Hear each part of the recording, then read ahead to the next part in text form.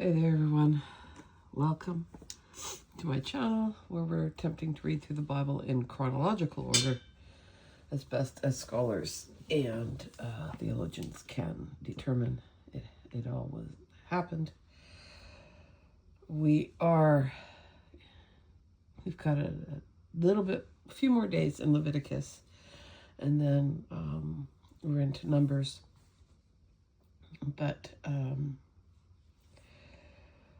right now we are reading in Leviticus. So we're going to pick up where we left off at Leviticus chapter 22. And we will be reading from the Good News translation. The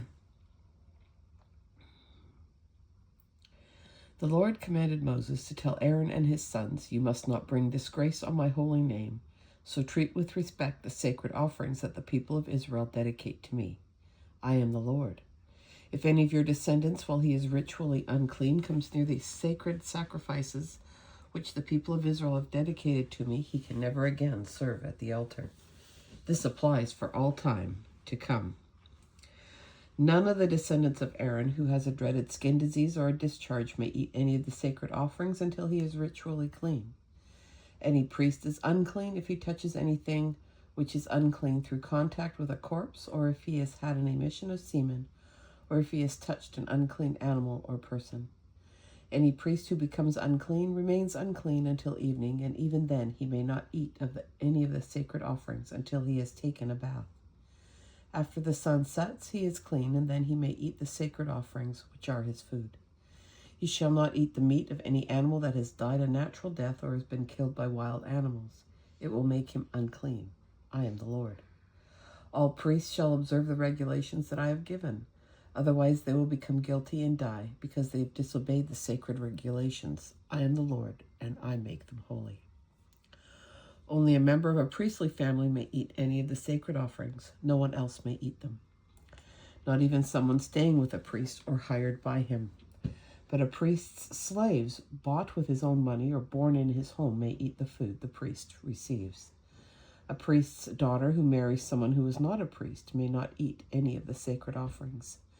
But a widowed or divorced daughter who has no children and who has returned to live in her father's house as a dependent may eat the food her father receives as a priest. Only a member of a priestly family may eat any of it. If any people who are not members of a priestly family eat any of the sacred offerings without intending to, they must repay the priest its full value plus an additional 20%. The priest shall not profane the sacred offerings by letting any unauthorized people eat them. This would bring guilt and punishment to such people. I am the Lord, and I make the offerings holy. The Lord commanded Moses to give Aaron and his sons and all the people of Israel the following regulations. When any Israelite or any foreigner living in Israel presents a burnt offering, whether as a fulfillment of a vow or as a free will offering, the animal must not have any defects. To be accepted, it must be a male without any defects. If you offer any animal that has any defects, the Lord will not accept it. When anyone presents a fellowship offering to the Lord, whether as fulfillment of a vow or as a free will offering, the animal must be without any defects if it is to be accepted. Do not offer to the Lord any animal that is blind or crippled or mutilated, or that has a running sore or a skin eruption or scabs. Do not offer any such animals on the altar as a food offering. As a free will offering, you may offer an animal that is stunted or not perfectly formed, but it is not acceptable in fulfillment of a vow. Do not offer to the Lord any animal whose testicles have been crushed, cut, bruised, or torn off. This is not permitted in your land. Do not offer as a food offering any animal obtained from a foreigner. Such animals are considered defective and are not acceptable. When a calf or a lamb or a kid is born, it must not be taken from its mother for 7 days. But after that, it is acceptable as a food offering. Do not sacrifice a cow and its calf, or a sheep and its lamb, or a goat and its kid on the same day. When you offer a sacrifice of thanksgiving to the Lord, follow the rules so that you will be accepted. Eat it the same day and leave none of it until the next morning. The Lord said, "Obey my commands. I am the Lord. Do not bring disgrace on my holy name. All the people of Israel must acknowledge me to be holy. I am the Lord, and I make you holy, and I brought you out of Egypt to become your God. I am the Lord." The Lord gave Moses the following regulations for the religious festivals. When the people of Israel are together for worship, you have 6 days in which to do your work, but remember that the 7th day, the Sabbath, is a day of rest. On that day do not work, but gather for worship. The Sabbath belongs to the Lord, no matter where you live. Proclaim the following festivals at the appointed times. The Passover, celebrated to honor the Lord, begins at sunset on the 14th day of the first month. On the 15th day, the festival of unleavened bread begins, and for 7 days you must not eat any bread made with yeast. On the first of these days you shall gather for worship and do none of your daily work. Offer your food offerings to the Lord for 7 days. On the 7th day you shall again gather for worship, but you shall do none of your daily work.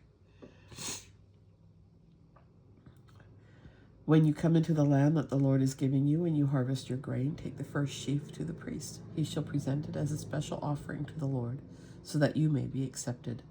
The priest shall present it the day after the Sabbath. On the day you present the offering of grain, also sacrifice as a burnt offering a 1-year-old male lamb that has no defects. With it you shall present 4 pounds of flour mixed with olive oil as a food offering. The odor of this offering is pleasing to the Lord, and you shall also present with it an offering of 1 quart of wine. Do not eat any of the new grain, whether raw, roasted, baked, or baked into bread, until you have brought this offering to the Lord. This regulation is to be observed by all your descendants for all time to come. Count 7 full weeks from the day after the Sabbath, on which you bring your sheaf of grain to present to the Lord. On the 50th day, the day after the 7th Sabbath, present to the Lord another new offering of grain. Each family is to bring 2 loaves of bread and present them to the Lord as a special gift. Each loaf shall be made of 4 pounds of flour baked with yeast, and shall be presented to the Lord as an offering of the first grain to be harvested. And with the bread, the community is to present 7 1-year-old lambs, 1 bull, 2 rams, none of which may have any defects. They shall be offered as a burnt offering to the Lord, along with a grain offering and a wine offering. The odor of this offering is pleasing to the Lord. Also offer 1 male goat as a sin offering and 2 1-year-old male lambs as a fellowship offering. The priest shall present the bread with the 2 lambs as a special gift to the Lord for the priests. These offerings are holy. On that day do none of your daily work, but gather for worship. Your descendants are to observe this regulation for all time to come, no matter where they live. When you harvest your fields, do not cut the grain at the edges of your fields, and do not go back to cut the heads of grain that were left.